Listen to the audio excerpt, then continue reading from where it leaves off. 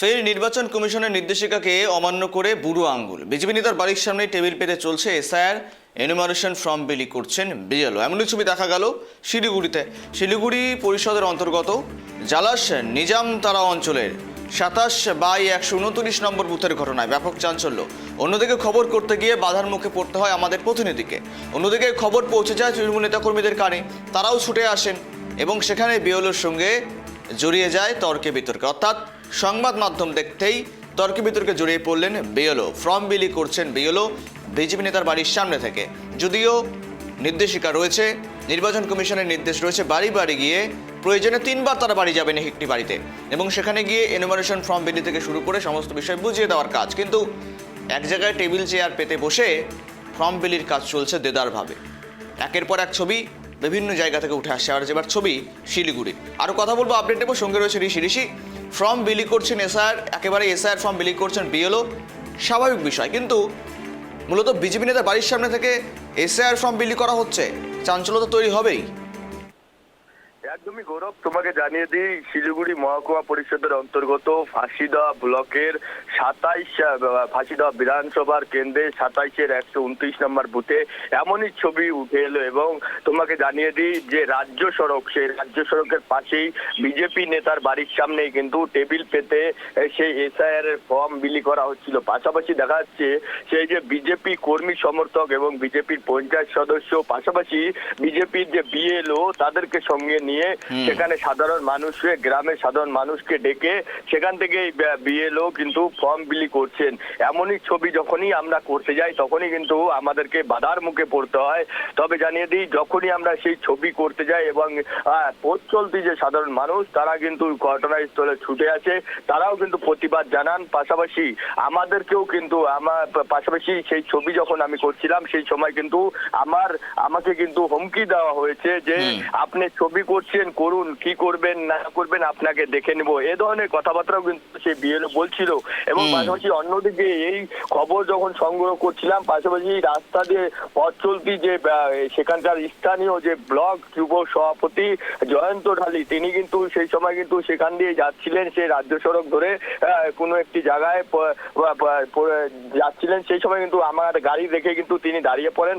পাশাপাশি তুমি দেখতে পান যে সেই যে বিজেপি নেতা বাড়ির সামনে যে খবর করছিলাম, তিনি কিন্তু তাদের কর্মী সমর্থকরাও কিন্তু তৃণমূল কর্মী সমর্থকরা ছুটে আসে। পাশাপাশি তাদের সাথে কিন্তু বাঘ বিতনটা জড়িয়ে পড়েন সে বিএলও, তাদেরকেও কিন্তু দেখে নেওয়ার হুমকি দেখান। এবং তড়িঘড়ি কিন্তু সেই যে জয়ন্ত ঢালি, তিনি কিন্তু পঞ্চায়েত সমিতির কর্মাধ্যক্ষ, তড়িঘড়ি কিন্তু তিনি কিন্তু সেই যে বিডিও রয়েছেন, বিডিওকে তিনি কিন্তু সরাসরি ভাবে অভিযোগ করেন ঘটনাস্থল থেকে।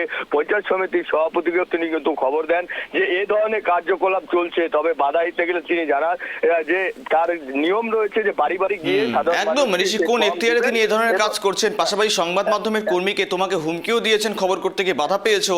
আমরাও দেখছি প্রশাসনের কান পর্যন্ত আমাদের আওয়াজ যদি পৌঁছে যায়, নিশ্চয়ই আমরা আশা রাখছি কোনো না কোনো ব্যবস্থা হবে এই বিএলওকে নিয়ে। কেননা তিনি একেবারেই নির্বাচন কমিশনের এখতিয়ারকে ভঙ্গ করে, নির্বাচন কমিশনের নির্দেশিকাকে ভঙ্গ করে এই ধরনের কাজ করছে। নজর থাকবে। ধন্যবাদ তোমাকে ঋষির সঙ্গে থাকার জন্য।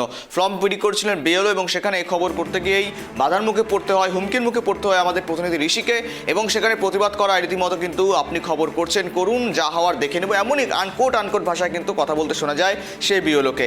যদিও আমাদের আওয়াজ একেবারে প্রশাসনের কান পর্যন্ত পৌঁছে যায়, আমরা আশা রাখছি উপযুক্ত কোনো ব্যবস্থা গ্রহণ হবে এই খবরের ভিত্তিতে।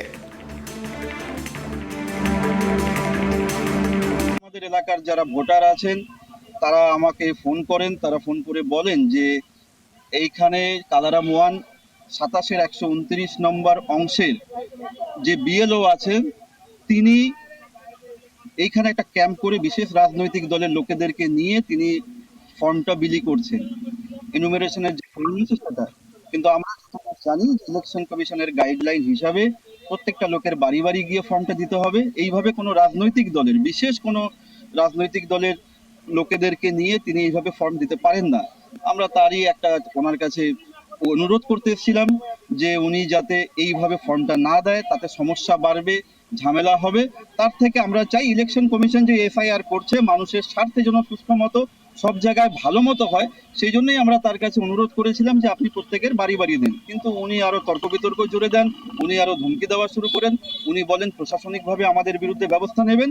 তো ওনার যদি আমাদের প্রশাসনিকভাবে ব্যবস্থা নেওয়া হয় নেবেন, আমরা দলের উচ্চ নেতৃত্বকে জানাবো এবং তার সাথে প্রশাসনের যারা ইলেকশন কমিশনের দায়িত্ব আছে তাদের কাছ থেকেও আমরা জানতে চাইবো যে সঠিক গাইডলাইনটা কি, যে এইভাবে কি কোনো স্থানে একটা ক্যাম্প করে দিয়ে কোনো বিশেষ রাজনৈতিক দলের লোকেদেরকে নিয়ে এভাবে ফর্ম বিলি করা যায় কিনা, নাকি প্রত্যেকের বাড়ি বাড়ি গিয়ে ফর্মটা দিতে হবে। পরিমল ঘোষের বাড়ির সামনে দিচ্ছে, বিজেপির কেউ অভিযোগ করছে, এটা আমি এখনো শুনিনি। তবে আমার মনে হচ্ছে বিএলও যিনি আছেন ওনার উচিত ছিল প্রত্যেক বাড়ি বাড়ি গিয়ে দিয়ে আসা। এবার অনেক জায়গায় শুনতেছি নাকি বলে বিএলও গুলো যে বুথ আমাদের বিভিন্ন পার্টিগুলো আমাদের তাদের বুথ লেভেল এজেন্টগুলো নিয়োগ করেছেন, তাদেরকেও কিছু কিছু ফর্ম দিচ্ছেন এবং ওদেরকে বলছেন দিয়ে আসো, আমি আমার এখানে বসে বসে লিখতেছি। এগুলো সাধারণত অন্যায় কাজ, মানে নিয়ম বিরুদ্ধ কাজ। উচিত সেটা বাড়ি বাড়ি গিয়ে দিয়ে আসা বিএলএ কো নিজে, এবং সেখানে আমাদের বিএলএ যে 2 আছে প্রতিটা পার্টির, তারাও থাকলে থাকতে পারে, যাদের সময় আছে তারা থাকবে। কেউ যদি মনে করে আমরা থাকবো না, তো সে থাকবো না।